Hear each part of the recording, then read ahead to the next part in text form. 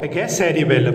तो वीडियो को स्टार्ट करने से पहले अगर आपने सब्सक्राइब बटन नहीं दबा रखा है तो सब्सक्राइब बटन दबाकर नोटिफिकेशन ऑन कर लीजिए। अब अगर हम बात करें सेरिबेलम की, तो सेरिबेलम कहाँ प्रेजेंट होता है? तो जैसा कि आपको पता होगा, ब्रेन स्टेम किस किस से बनता है? मिड ब्रेन, पोन्स और मेडुला ऑब्लोंगेटा। तो ये जस्ट पोन्स के पीछे प्रेजेंट होता है। अब ये जो आपको दिख रहा है ये है सेरिबेलम।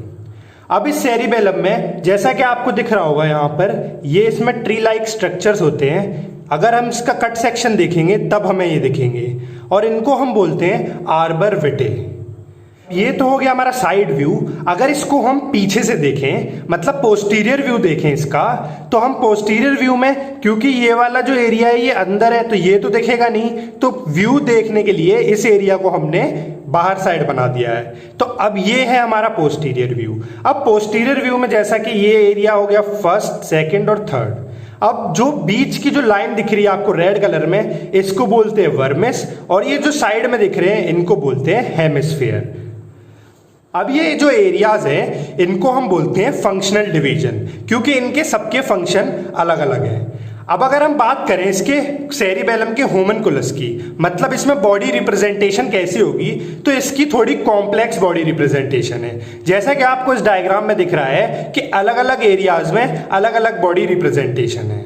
अब अगर हम बात करें फंक्शनल डिवीजन की, तो सबसे पहले वेस्टिबुलो। तो ये क्या करता है, जैसा कि नाम से ही पता चल रहा है, वेस्टिबुलो क्यों का? आर की तो इसलिए का हिस्ट्री में पुराना है, वेस्टिबुलो इसलिए का क्योंकि ये वेस्टिबुलर अपैरेटस, मतलब हमारे ईयर में जो वेस्टिब्यूल प्रेजेंट है उससे कनेक्ट करता है। ये वही करेगा कंट्रोल पोस्चर एंड इक्विलिब्रियम। अब ये क्या करेगा, वेस्टिबुलो ऑकुलर रिफ्लेक्स भी कंट्रोल करता है। अब हम बात करें स्पाइनोसेरिबेलम की, तो स्पाइनोसेरिबेलम का फंक्शन क्या होता है? ये कनेक्टेड होता है टू एंड फ्रो मोशन से, और वो किससे कनेक्ट होगा? स्पाइनल कॉर्ड से। अब ये क्या करेगा, टू एंड फ्रो मोशन मतलब मसल काम आ रही है, मसल ग्रुप काम आ रहे हैं, तो ये कोऑर्डिनेट्स करे, किससे करेगा? मसल ग्रुप से कोऑर्डिनेट करेगा। अब इसका काम और क्या होता है? Damping function. और क्या करता है ये? कंट्रोल्स अल्टरनेट रैपिड मूवमेंट, जो भी रैपिड मूवमेंट होंगे उनको, और मेंटेन मसल टोन, मसल की जो टोन है उसको भी मेंटेन करके रखेगा। हम बात करते हैं नियोसेरिबेलम या सेरिब्रोसेरिबेलम की। तो अब इसमें क्या होता है कि ये जो कॉर्टेक्स प्रेजेंट होगी, सेरिबेलर कॉर्टेक्स जो होगी उससे कनेक्ट करता है। अब एवोल्यूशन में तो नया है इसीलिए इसका नाम दिया नियोसेरिबेलम।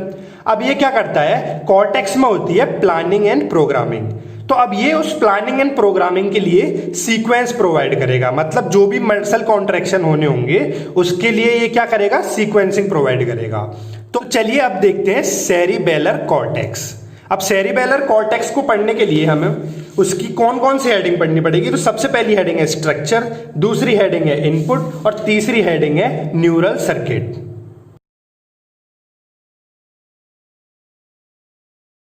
अब अगर हम बात करें हर एक लेयर में क्या क्या प्रेजेंट है, तो सबसे पहले आउटर मॉलिक्यूलर लेयर की बात करें तो यहाँ पे दो ही चीज दिख रही हैं, या तो इसमें सेल्स हैं या फिर यहाँ पे ये जो आपको दिख रहे हैं ये फाइबर्स हैं। तो दो तरह की नर्व सेल जो इसमें प्रेजेंट है वो कौन कौन सी हैं? एक तो स्टिलेट सेल और दूसरी है बास्केट सेल।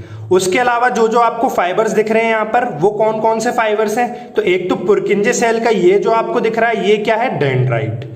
उसके बाद में आपको क्या दिख रहा है? ये जो नीचे से आते हैं इंफीरियर ऑलिविली न्यूक्लियस से क्लाइंबिंग फाइबर्स। तो क्लाइंबिंग फाइबर्स का ये जो आपको दिख रहा है इसमें, ये क्या प्रेजेंट है यहाँ पे? एक्सोन। उसके अलावा ये जो ग्रेनुलर सेल यहाँ प्रेजेंट है इसका भी क्या प्रेजेंट है? एक्सोन। तो दो के तो प्रेजेंट है एक्सोन, और पुरकिंजे सेल का प्रेजेंट है डेंड्राइट। अब अगर हम बात करें मिडिल पुरकिंजे सेल लेयर की, तो जैसा कि नाम से ही पता चल रहा है, तो सेल कौन सी प्रेजेंट है इसमें? पुरकिंजे सेल। ये सेल का एक डेंड्राइट तो प्रेजेंट है आउटर मॉलिक्यूलर लेयर में, लेकिन जो इसका एक्सोन है वो अकेली आउटपुट है किसके लिए? डीप सेरिबेलर न्यूक्लियाई के लिए।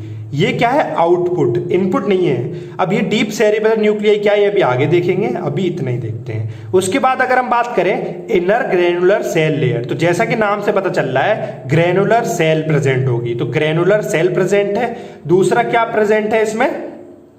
गोल्जी सेल प्रेजेंट है।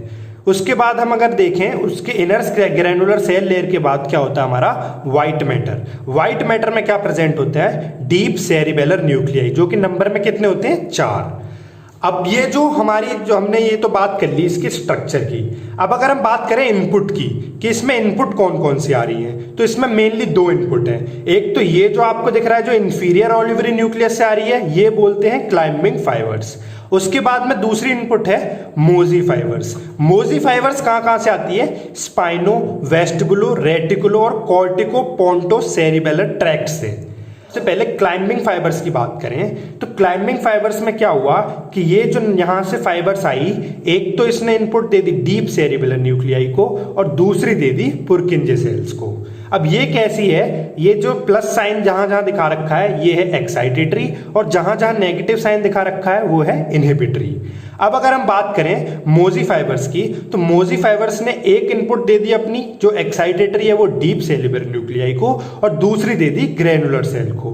अब ग्रेनुलर सेल से निकलता है उसका क्या? एक्सोन, और एक्सोन यहां पर आउटर मॉलिक्यूलर लेयर में आके डिवाइड हो जाता है। अब ये जो डिवाइड हुआ इसको हम बोलते हैं पैरेलल फाइबर्स। अब ये पैरेलल फाइबर्स क्या करते हैं? अपना बास्केट सेल, पुरकिंजे सेल और स्टिलेट सेल को क्या करेंगे? एक्साइटेटरी अपना स्टिमुलेशन दे देगा। इनपुट जो दे देगा वो किसको दे देगा? गोल्जी सेल्स के एक्सोन को पॉजिटिव स्टिमुलेशन दे देगा। तो ये तो हमने बात कर ली पॉजिटिव। अब अगर हम बात करें कि इनहिबिशन कौन कौन कर रहा है, तो जैसा कि आपको दिख रहा है यहां से स्टिलेट सेल और बास्केट सेल पुरकिंजे सेल्स को क्या करते हैं? नेगेटिव स्टिमुलेशन देते हैं, मतलब इनहिबिटरी स्टिमुलेशन देते हैं। उसके बाद गोल्जी सेल जो है वो किसको कंट्रोल कर रहा है? ग्रेनुलर सेल को। कैसे? क्योंकि यहां से ये क्या कर रहा है? इनहिबिटरी सिग्नल दे रहा है। और पुरकिंजे सेल्स अभी बताया था डीप सेरिबेलर न्यूक्लियाई जो कहां प्रेजेंट होता है? व्हाइट मैटर में। उसको क्या देता है? आउटपुट देता है किसकी तरह? इनहिबिटरी। अब ये सब बात हो गई। अब अगर हम बात करें इसमें न्यूरल सर्किट की कि ये हो क्या रहा है, कि ये है क्या मतलब, तो इसमें क्या है? ये सेरिबेलम है, ये सब ट्रैक्ट से और ऑलिवरी न्यूक्लियस से क्या आया? इफरेंट सिग्नल आए। अब इफरेंट सिग्नल किस हिसाब से आएंगे कि यहां पे ये सब जैसे भी जो भी यहां पे कनेक्शन प्रेजेंट हैं उनसे क्या होगा? डीप सेरिबेलर न्यूक्लियाई में अल्टीमेट रिस्पांस बनेगा और उस अल्टीमेट रिस्पांस से हमारा क्या होगा? जो सेरिबेलम के फंक्शन है वो रन करेंगे। तो अब अगर हम बात करें इसके न्यूरल सर्किट की, उससे पहले जो अब तक मैंने आपको इसमें पढ़ाया वो मैंने इस पेज पे लिख रखा है, तो आप इसका स्क्रीनशॉट ले सकते हैं। अब अगर हम बात करें इसके न्यूरल सर्किट की, तो न्यूरल सर्किट क्या है कि सबसे पहले हम देखते हैं जो ये ग्रेनुलर सेल है इसमें से जितने भी आउटपुट जहां पे जा रहे हैं वो कैसे हैं? पॉजिटिव। मतलब ये कैसे हैं? एक्साइटेटरी। एक यहाँ एक्साइटेटरी, एक यहाँ यहाँ यहाँ, मतलब सबको एक्साइट कर रहे हैं। अब अगर हम बात करें पुरकिंजे सेल की, तो पुरकिंजे सेल ये हो गया Golgi cell, Purkinje cell, basket cell और स्टिलेट सेल। ये सब क्या है? इनके आउटपुट हमेशा इनहिबिटरी है। देखिए यहाँ basket cell, stellate cell, Purkinje cell और गोल्जी बॉडी, इनके क्या है? इनहिबिटरी हैं। अब अगर हम बात करें नेगेटिव फीडबैक लूप, अब नेगेटिव फीडबैक लूप क्या होता है? यहां से ग्रेनुलर सेल से जो फाइबर जा रही है वो कंट्रोल किसको कर रही है? गोल्जी सेल को। अगर यहां से स्टिमुलस जो जा रहे हैं वो ज्यादा जाने लगे तो उसका फीडबैक कौन देगा? ये गोल्जी सेल। अब यहां से अगर ज्यादा जाने लगे तो ये क्या करेगा? गोल्जी सेल को एक्टिवेट कर देगा और गोल्जी सेल क्या करेगा? इसको ही इनहिबिट कर देगा, तो यहां से सिग्नल जाना बंद हो जाएगा। तो इसी को बोलते हैं नेगेटिव फीडबैक लूप, क्योंकि फीडबैक दे रहा है नेगेटिव और लूप बना रहा है। ये लूप बन गया ना। अब बात करें अपन फीड फॉरवर्ड इनहिबिशन, तो जैसा कि पता चल रहा है कि फॉरवर्ड इनहिबिशन है, मतलब ये प्रॉपर्टी पढ़ाई थी आपको पहली वीडियोस में अगर आपको याद हो। तो इसमें क्या हो रहा है कि जैसे यहां से ग्रेनुलर सेल है, अब ये क्या कर रही है कि ये पॉजिटिव मतलब स्टिमुलेशन दे रही है बास्केट सेल को और पॉजिटिव स्टिमुलस दे रही है पुरकिंजे सेल को। पर जैसे ये बास्केट सेल को पॉजिटिव स्टिमुलेशन दे देगी तो ये जो नेगेटिव स्टिमुलेशन आ रहा है बास्केट सेल का, ये तो पुरकिंजे को क्या करेगा? इनहिबिट कर देगा। जबकि ये यहां से पॉजिटिव सिग्नल दे रही है और ये इनहिबिट कर रहा है, तो ये इसको हम बोलते हैं फीड फॉरवर्ड इनहिबिशन। अब अगर हम बात करें सबसे लास्ट में अल्टीमेट रिस्पांस की, तो जैसा कि आपको पता चल रहा है कि पुरकिंजे सेल तो यहाँ इनहिबिटरी दे रहा है पर यहाँ पे जो अल्टीमेट रिस्पांस है वो पॉजिटिव आता है। तो ऐसा क्यों हो रहा है कि आपको पता है कि मोजी फाइबर्स और क्लाइंबिंग फाइबर्स तो दे रहे हैं पॉजिटिव, लेकिन अकेला पुरकिंजे फाइबर है जो नेगेटिव रिस्पांस दे रहा है। तो अगर इन दोनों को प्लस किया जाए, अगर 2 - 1 कर दें तो अल्टीमेट रिस्पांस क्या आएगा? पॉजिटिव ही आएगा। हम बात करते हैं कनेक्शंस की, तो इफरेंट हमने अभी पढ़ लिए, वो कहाँ से जा रहे हैं, डीप न्यूक्लियाई से। अब अगर हम एफरेंट की बात करें, जो कहाँ से जा रहे थे, वेस्टिबुलो, डॉर्सल, वेंट्रल, क्यूनियो, ये जितने भी ट्रैक्ट जो आपको दिख रहे हैं ये क्या कर रहे हैं, एफरेंट कनेक्शन है इसके। अब इन सब ट्रैक्ट्स का अलग अलग फंक्शन है। तो अब अगर हम बात करें वेस्टिबुलो सेरिबेलर ट्रैक्ट की, तो इसका काम क्या होता है, हेड को ओरिएंटेशन में रखना और उसका रोटेशन कराने में हेल्प करना। अब अगर हम बात करें डोर्सल स्पाइनोसेरिबेलर ट्रैक्ट की, तो ये अनकॉन्शियस प्रोप्रियोसेप्शन में काम आता है, और वो भी कहाँ से, पर्टिकुलरली लोअर बॉडी पार्ट से, जो हमारे लेग्स हुए और जो लोअर ट्रंक है वहां से। उसके बाद में वेंट्रल स्पाइनोसेरिबेलर ट्रैक्ट का काम क्या होता है कि ये कैरी करता है मोटर न्यूरॉन्स की एफरेंस कॉपी। अब अगर हम बात करें क्यूनियो सेरिबेलर ट्रैक्ट की, तो ये क्या करता है, तो हो गया लोअर पार्ट्स ऑफ बॉडी। अब बच कौन कौन से गए थे, आर्म और नेक, अपर पार्ट ऑफ बॉडी जो थी उसके लिए प्रोप्रियोसेप्टिव इंपल्स लेके जाएगा। अब टेक्टोसेरिबेलर ट्रैक्ट जो है वो क्या करेगा, आई और हैंड कोऑर्डिनेशन सर्किट में लेके जाएगा, मतलब फंक्शन उसका वो है। उसके बाद कॉर्टिको पोंटो सेरिबेलर ट्रैक्ट की बात करें, तो इसका काम क्या है, it conveys intention of cortex regarding voluntary movement, जितने भी वॉलेंटरी मूवमेंट होंगे उनको वो करेगा। उसके बाद हम अगर बात करें ओलिवो सेरिबेलर ट्रैक्ट की, तो ये converge input from multiple source, बहुत सारे मल्टीपल सोर्सेज से इनपुट लेता है और उसको कन्वर्ज करके सेरिबेलम पे ले आता है। अब हम बात करते हैं एटेक्सिया की। एटेक्सिया क्या होता है, loss of coordination and movement.